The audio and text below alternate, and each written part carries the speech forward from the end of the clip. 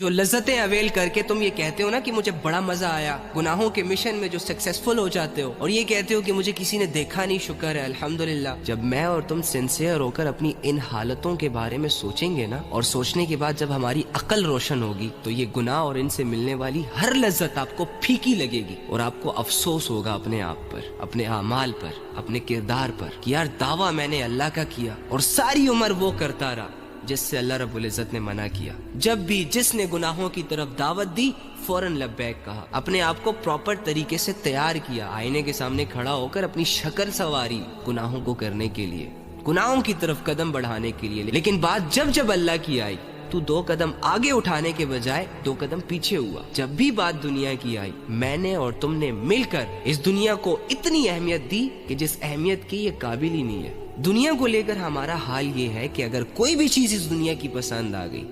جان کی بازی لگا دیں گے اس کو حاصل کرنے کے لیے، جبکہ آخرت کے معاملے میں ہمارا حال یہ ہے کہ نہ تمہیں سمجھ آ رہی ہے اور نہ مجھے سمجھ آ رہی ہے، نہ تم انٹرسٹڈ ہو نہ میں انٹرسٹڈ ہوں، بس دیکھا جائے گا، ہاں اللہ بڑا غفور الرحیم ہے، ہو جائے گا سب ٹھیک ہے، لیکن میں تمہیں غلط نہیں کہوں گا اور نہ ہی تم غلط ہو، البتہ اتنا ضرور کہوں گا کہ یار خود کو پہچانو۔ جب تم اپنی حقیقت سے ملو گے نا تو اس کے بعد ہی تم اپنے لیے اچھے فیصلے کر پاؤ گے، اس کے بعد ہی تم اپنے لیے ایک اچھی زندگی گزار پاؤ گے، اپنی آخرت بنا پاؤ